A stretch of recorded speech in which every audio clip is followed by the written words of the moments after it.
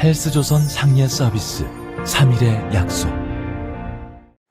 네, 여러분 안녕하십니까? 이 지금 집권 세력들이 절대로 입에 담을 줄 모르는 말이 있습니다. 그것은 나부터 수사하라, 혹은 모든 것은 내 잘못이다, 이런 말들입니다. 지금 집권 세력들을 가리켜서 한동안 전형적인 내로남불이라고 했죠. 강남에 똑같은 아파트를 사도 보통 사람이 사면 적폐 세력의 부동산 투기 이렇게 말하다가 자기네 진영 사람이 구입하면 정당한 내 집 마련 그랬죠. 그런데 이제 이 내로남불이라는 이 말은 틀렸습니다. 지금 집권 세력들은 방귀 낀 놈이 성낸다, 혹은 적반하장, 도둑이 몽둥이 든다, 이런 말이 더 어울립니다. 민주당은 이 고려대의 임미리 연구교수가 쓴 칼럼을 고발해놓고 그게 논란이 되자 이해찬 대표가 왜 이런 고발을 했느냐며 화를 냈다는 것입니다. 그 고발장은 이해찬 대표의 이름과 도장이 찍힌 고발장인데 오히려 화를 냈다는 것입니다. 이럴 때 쓰는 말이 똥 싼 놈이 성낸다는 것입니다. 민주당만 빼고 라는 칼럼이 실린 것은 지난 1월 29일인데 거의 20일이 지난 이번 주에도 논란의 중심에 서 있습니다. 칼럼 내용은 다소 복잡한 논리를 동원하고 있지만 한마디로 말해서 국민을 상전으로 모시겠다고 해놓고 나중에는 국민 위에 군림하면서 상전 노릇을 하는 민주당을 질책하는 칼럼입니다. 4.15 총선에서 어디에 찍어도 좋으니 민주당만은 빼놓고 표를 주자는 것이 민주당만 빼고 라는 칼럼의 골자입니다. 그런데 이 칼럼이 경향신문에 실리자 민주당은 필자와 신문사를 고발을 했죠. 특정 정당을 배제하는 사전선거 운동을 했으니 공직선거법 위반이라는 것입니다. 한국당의 전희경 대변인은 임 교수의 전력까지 트집 잡는 데서는 반성할 줄 모르는 정권의 DNA가 읽힌다면서 고발 당사자인 이해찬 대표는 몰랐다는 어처구니 없는 해명뿐이라고 비난했습니다. 반면 홍익표 수석 대변인 같은 민주당 지도부에서는 고발을 취하했으니 그걸로 끝내자는 분위기가 강하다고 합니다.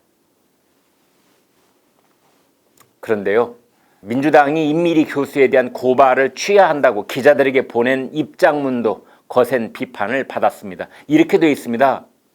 더불어민주당은 임미리 교수 및 경향신문에 대한 고발을 취하한다. 임미리 교수는 안철수의 싱크탱크 내일의 실행위원 출신으로서 경향신문에 게재한 칼럼이 단순한 의견 개진을 넘어 분명한 정치적 목적이 있는 것으로 판단돼 그 고발을 진행하게 되었던 것이다.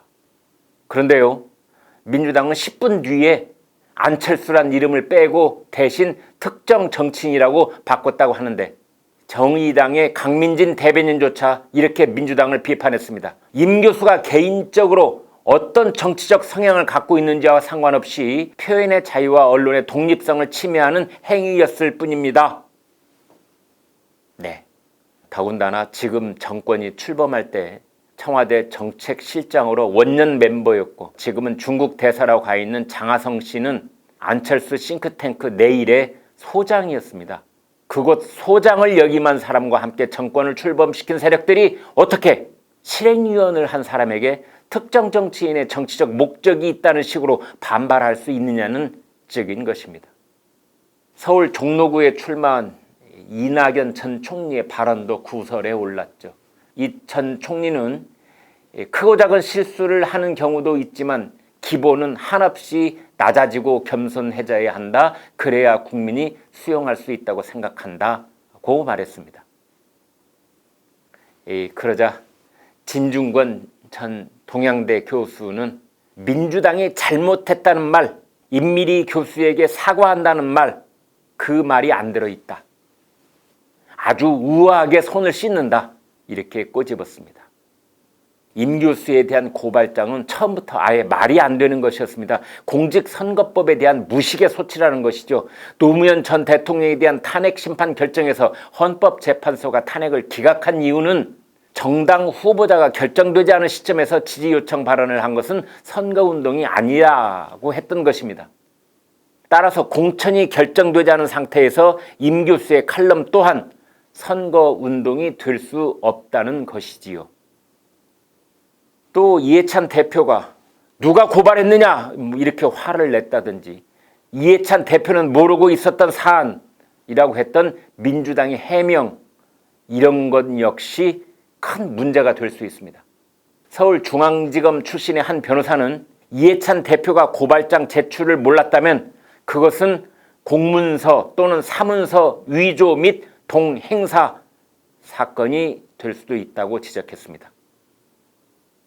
네, 이번 고발 사태는 지금 집권 세력들의 본성을 그대로 드러내고 있습니다. 임 교수의 발언이 전국을 찌르고 있습니다.